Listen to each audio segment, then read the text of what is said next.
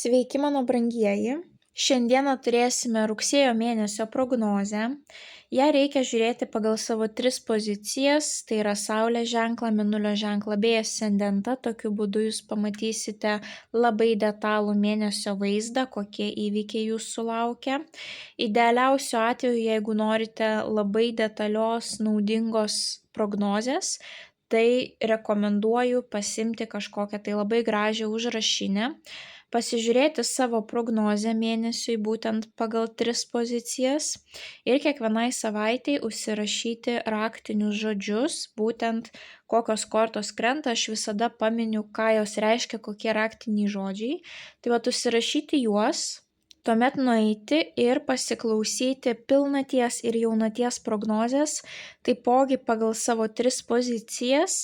Ten bus irgi po vieną raktinį žodį, juos irgi užsirašyti į užrašinę atitinkamose savaitėse ir jūs gausite labai detalų paveikslą ir tuomet jums bus žymiai aiškiau, kur turi keliauti jūsų dėmesys, kur reikia jūsų didžiausio sąmoningumo ir kaip priimti teisingus sprendimus būtent tą laikotarpį. Na ir pagaliau noriu pradžiuginti, kad rugsėjo mėnesį Merkurijus jau nebekeliaus atgal, jisai nebebus retrogradinis, jisai pradeda judėti į priekį, tai reiškia mūsų dėmesys, koncentracija žymiai pagerėja, mes pagaliau galime atlikti savo darbus efektyviai, mūsų planai pagaliau eina kaip per sviestą, nebėra netikėtų trikdžių. Technikos gedimai bus retesni, na ir komunikacija su aplinkiniais žymiai sušvelnės, pagerės ir palengvės. Nebebus bereikalingų konfliktų, nebebus kažkokių tais erzinančių nesusipratimų. Na ir kaip visada mano dėkingumas keliauja jums, be jūsų tokio aktyvumo, įsitraukimo šis kanalas taip ilgai tikrai negyvuotų. Taip kad didelis ačiū Jums. Na, o naujus kanalo stebėtojus kviečiu prisijungti prie šios labai šiltos, motyvuotos ir sąmoningos bendruomenės, paspaudus prenumeruoti mygtuką. Na, o tie, kas norėtų pabendrauti su manimi daugiau, užsisakyti asmeninės konsultacijas, asmeninės ateities prognozes, sužinoti papildomos naudingos informacijos ar pamatyti tam tikrą turinį anksčiau laiko, tai kviečiu apsilankyti elektroninėje parduotuvėje paulinaoti.com. Na, o dabar keliaukime į jūsų tarologinę prognozę. Skorpionai. Pagrindinis įvykis skorpionams rugsėjo 1 savaitę.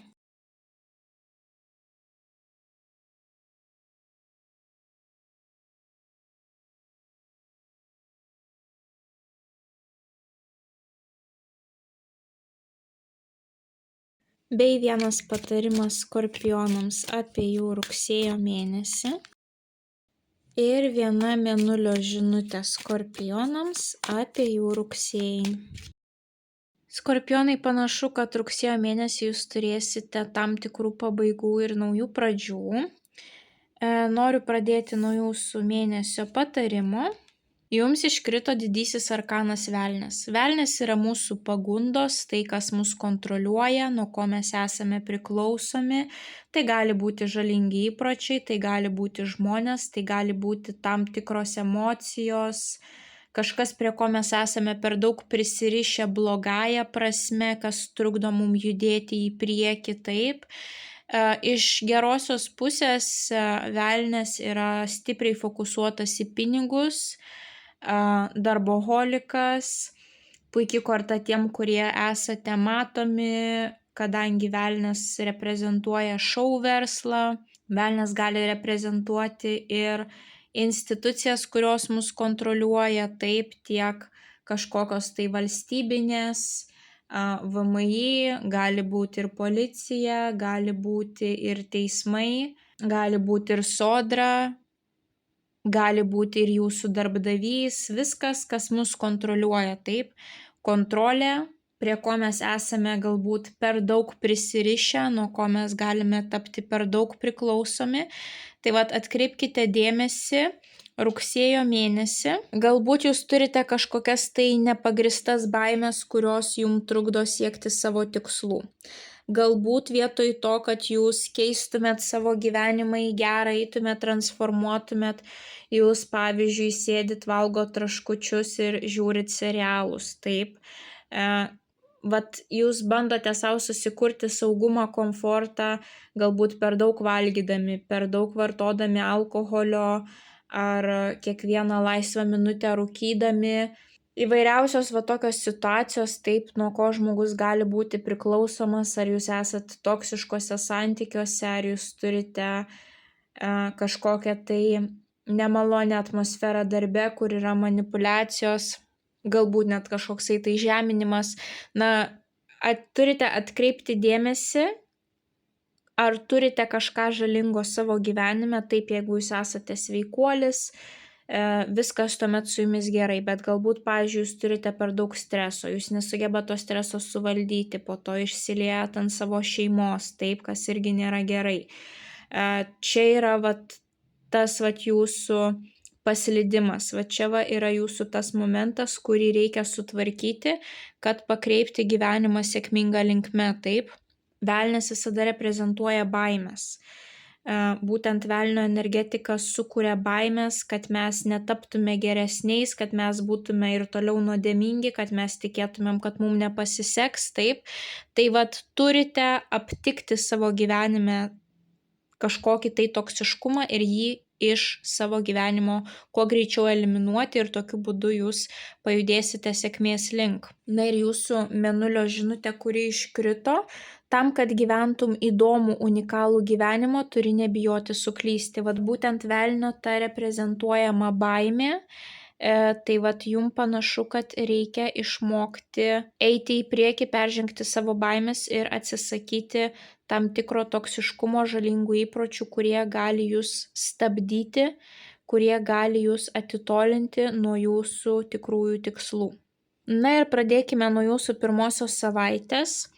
Apskritai kažkaip mėnuo pas jūs keliasi, gal sakyčiau, į dvi dalis. Pirmoji mes matome daugiau kortų, kurios yra sunumeruotos aukštesniais numeriais. Pasaulis, paskutinis didysis arkanas, pabaigos triumfo korta, 7, 8, taip mažieji arkanai iki 10 sunumeruoti, tai 7, 8 jau arti pabaigos. Na, o antrąją mėnesio pusę mes turime 2 tūzus, kurie reprezentuoja naujas pradžias, naujas kibirkštėlės, 4, kuris irgi nerodo kažkokio tai jau aukšto etapo, taip, tai panašu, kad čia kažkas baiginėsis, o čia kažkas naujo atkeliaus į jūsų gyvenimą ir kas gali skelti tą mėnesį į 2 puses ir atnešti jums kažką tais naujo ir pozityvaus, būtent tas sąmoningumas, nebijoti, eiti, bandyti ir šalinti žalingus įpročius iš savo gyvenimo. Ir pirmąją savaitę, kaip minėjau, jums iškrito didysis arkanas pasaulis, kuris gali rodyti kažkokį tai malonų rezultatą, kurio jūs pagaliau pasiekėte, kažkokį tai triumfą, pergalę. Ir labai svarbu, kai iškrenta pasaulio korta, atšvęsti tą laimėjimą, pagirti save ir išanalizuoti, ką darėte gerai, ką blogai, ką kartotumėt, ko nebekartotumėt. Labai naudinga bus ta analizė. Taipogi pasaulio korta yra periodo pabaigos korta, ne šiaip savo tai yra kažkokio laimėjimo, triumfo rezultato. Tai rodo, kad su tuo rezultatu gali ateiti tam tikro gyvenimo etapo pabaiga ar tiesiog užduotis ta pagaliau pasibaigs, taip. Jeigu pas jūs jokių pabaigų gyvenime pirmąją savaitę nebus, pasaulio korta taipogi reprezentuoja užsienį, socialinius tinklus, bendravimą su žmonėmis per internetą, kur jungiasi visi žmonės iš viso pasaulio, taip.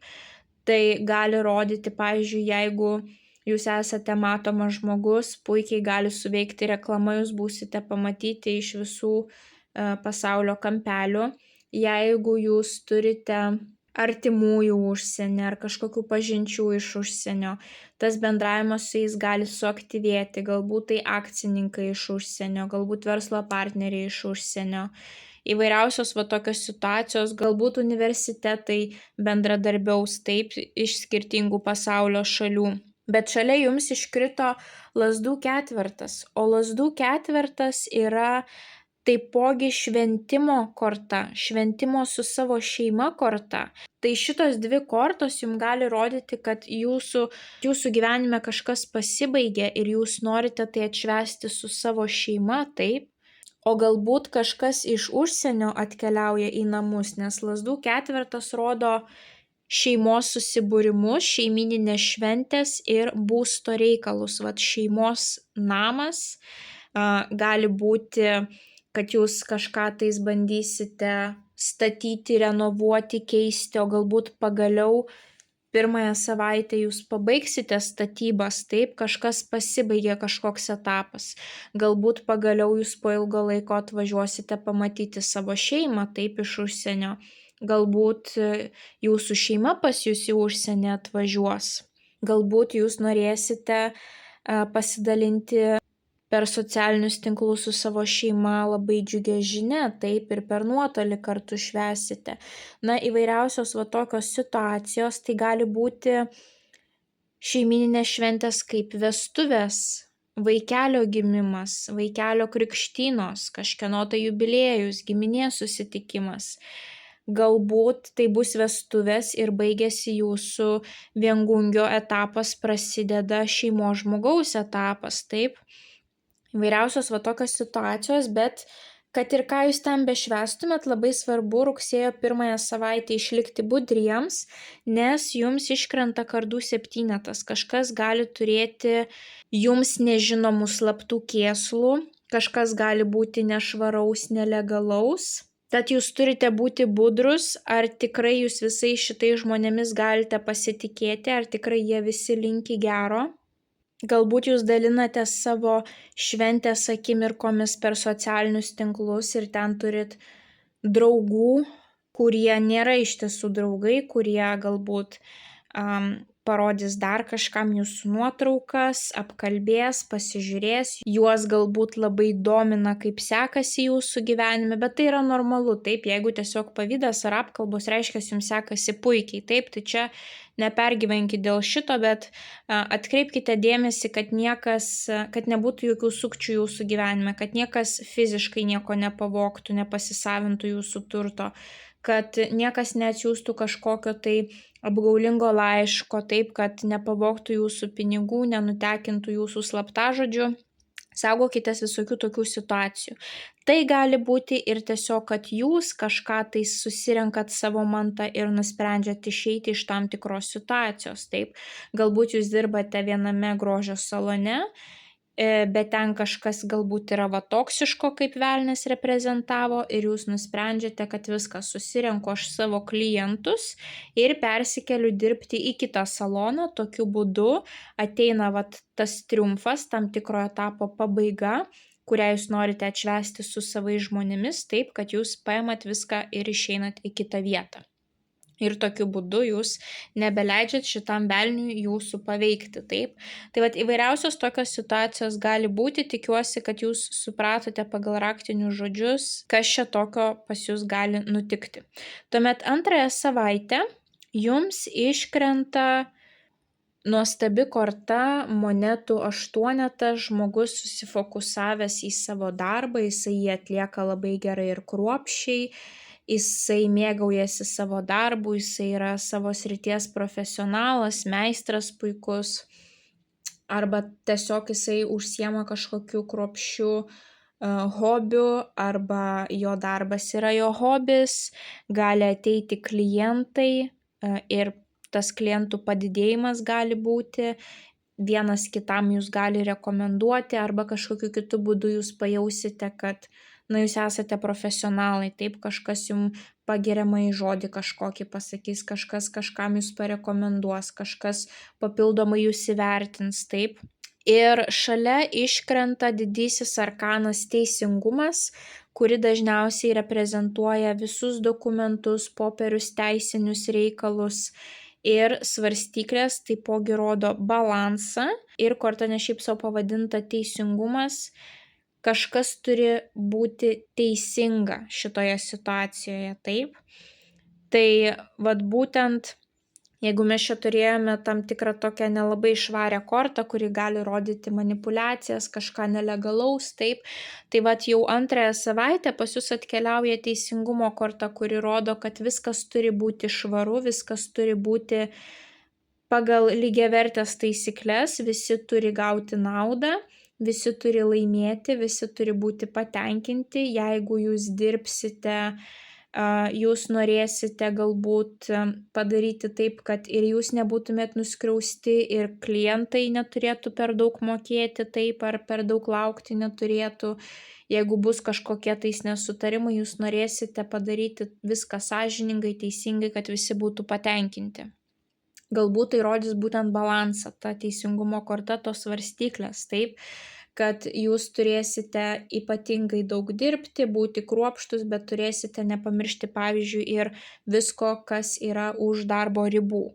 Taipogi teisingumo korta rodo va tuos visus dokumentus, galbūt naujas projektas pas jūs atkeliauja, taip, ir jūs turite pasirašyti tam tikrą sutartį. Galbūt jūs kaip profesionalas norite pereiti į kažkokį naują lygį, į naują sferą, kažką kitaip daryti ir jūs domitės visais dokumentais, teisiniais reikalais, galbūt ruošiate kažkokius tai popierius, taip, bet šalia jums iškrenta kardų dvejetas, o kardų dvejetas yra tokio pasimetimo korta, nežinojimo, ką daryti, rinkimosi vieno iš dviejų variantų, va tai būti ar nebūti, rizikuoti ar nerizikuoti, abejojimas savimi, galvojimas, kad galbūt man nepasiseks, tai galbūt jūs bijosite žengti žingsnį, kažkam galbūt pasiūlyti tam tikrą projektą, jūs galbūt nelaikote savęs tokiu profesionalu, bet jums iškrito profesionalo korta, tai reiškia, jūs turite pasitikėti, pasikliauti savo jėgomis.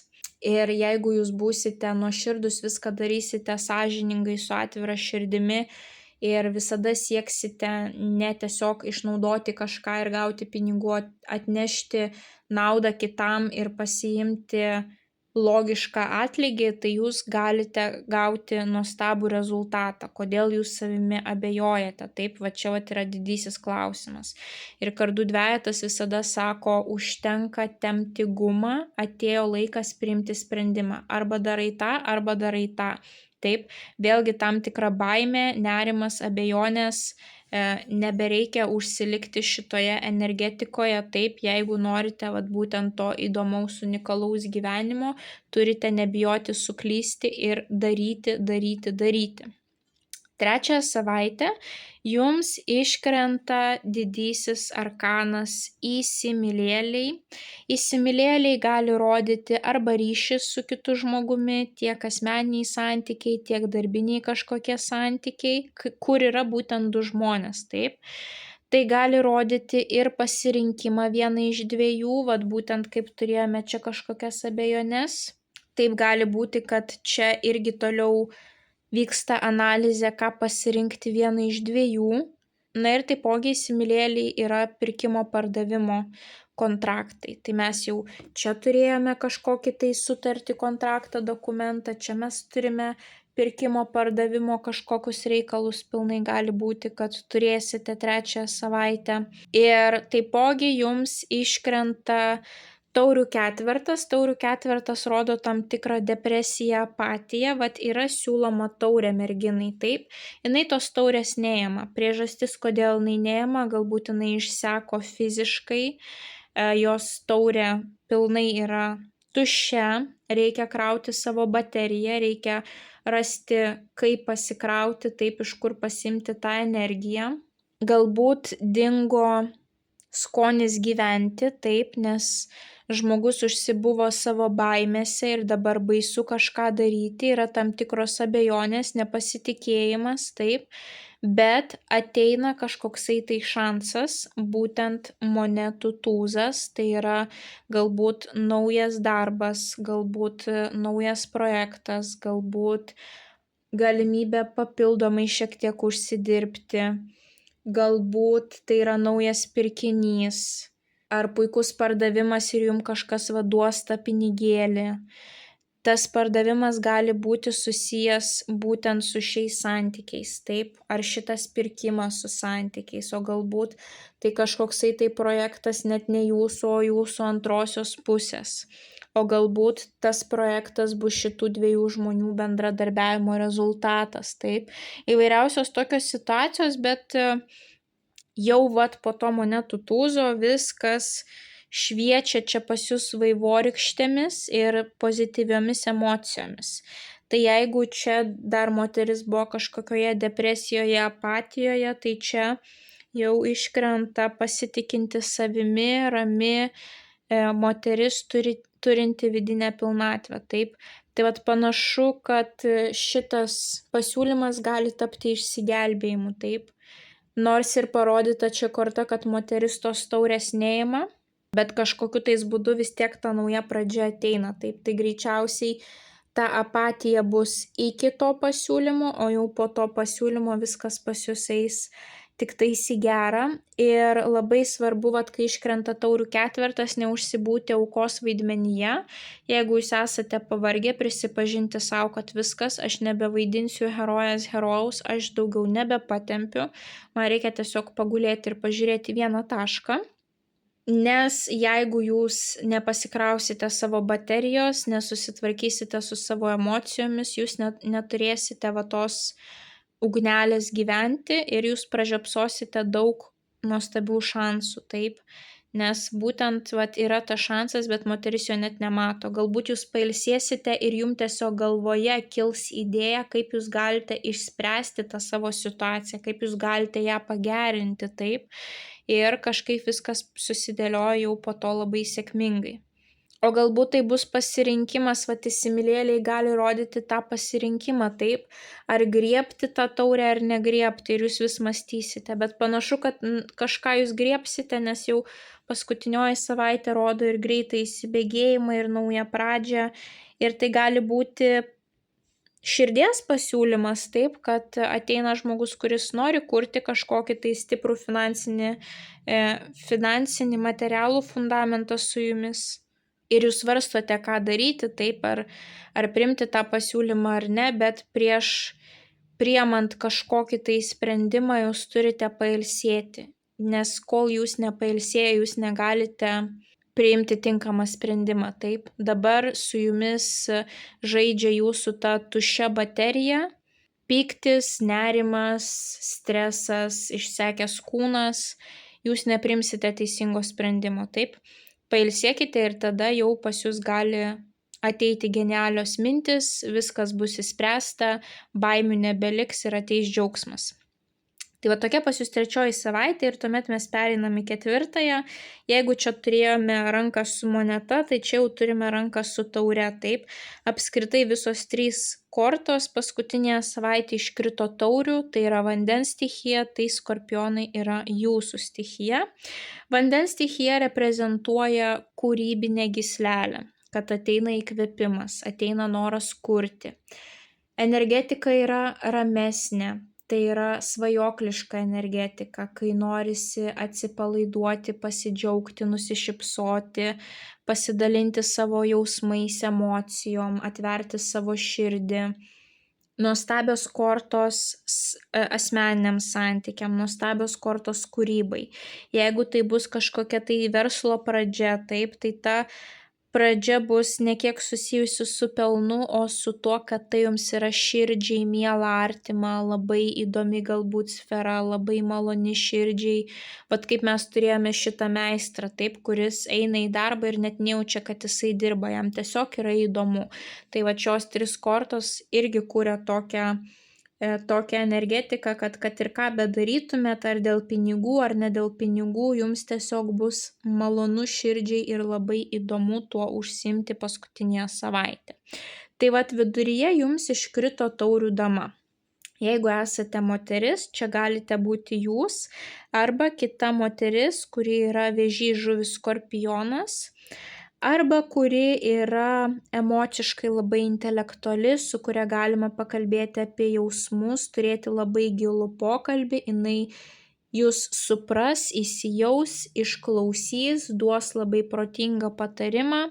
būtent bandys sutvarkyti jūsų jausmus. Taip, jinai gali būti tiek jūsų artimoji, tiek psichologė, psichoterapeutė, ezoterinių profesijų atstovai visi taip, kurie irgi dirba su jūsų emocijomis, astrologai, tarologai, numerologai, viskas, kas tik šauna jums į galvą, gydytojos taipogi gali būti.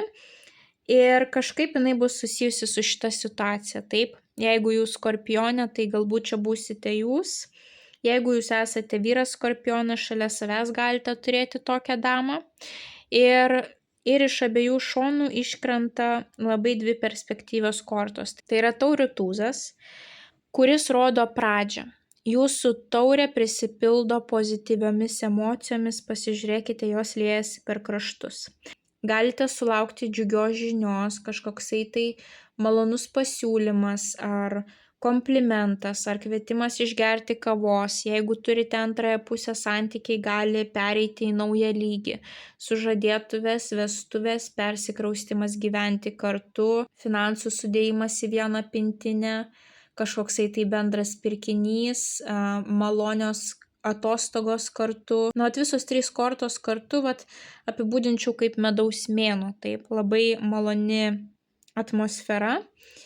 Ir tas taurių tūzas gali rodyti būtent arba naujus santykius, arba palipėjimą laipteliu aukščiau esamuose santykiuose. Tai gali rodyti ir kūrybinį stiprų impulsą, kad pagaliau atsiranda pas jūs tas noras kurti, taip, kažkas labai malonaus nutinka jūsų gyvenime, kas priverčia jūs labai džiaugtis.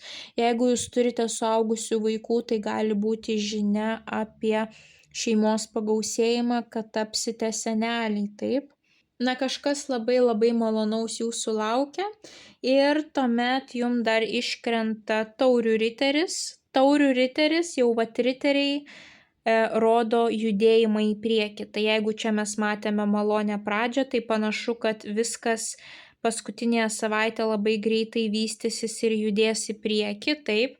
Kaip mes turime pradžią, tą pirmą tokį impulsą, taip labai greitai kažkas vystosi dar toliau, dar aukščiau, dar geriau, nelieka tame pradinėme taške ilgą laiką, taip, nes būna ateina tas susižavėjimas, ateina ta žinia ir tame taške viskas ir sustoja, taip, o ne, čia yra kaip tik tas labai greitas vystimasis, gali ateiti ar dar vienas pasiūlymas, ar dar geresnis pasiūlymas, ar dar viena stipresnė žinia, džiugesnė žinia, nes riteris jums atneša dar vieną taurę, taip.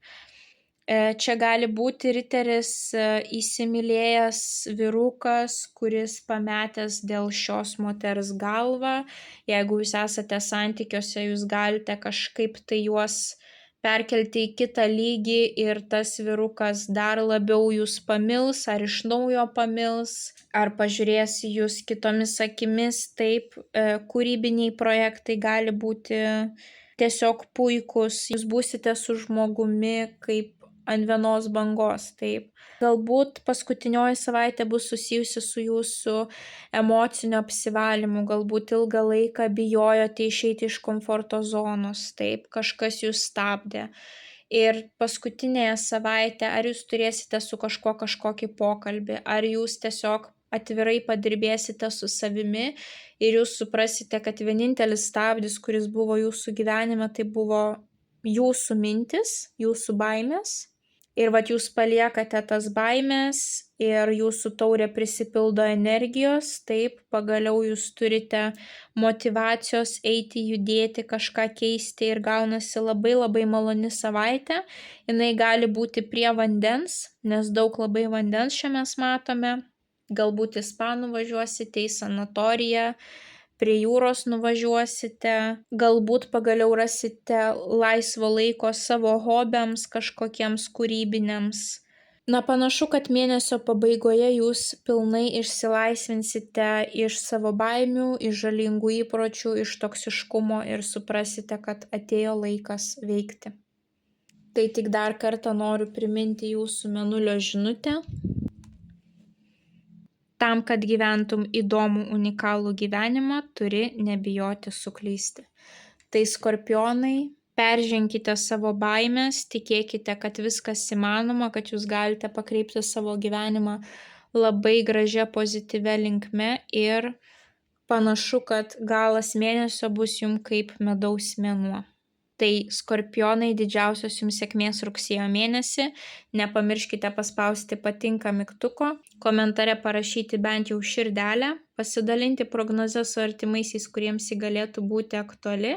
Na ir jeigu dar neužsiprenumeravote, tai skatinu užsiprenumeruoti kanalą, kad nepraleistumėte jums aktualių prognozių bei taptumėte šios labai šiltos ir motyvuotos bendruomenės dalimi. Ir taipogi kviečiu apsilankyti elektroninėje parduotuvėje paulinaoti.com ir išsirinkti jums pačią tinkamiausią paslaugą, kuri įneštų jūsų gyvenimą dar daugiau aiškumo. Na, o mes pasimatysime jūsų kitose prognozėse. Ate, ate.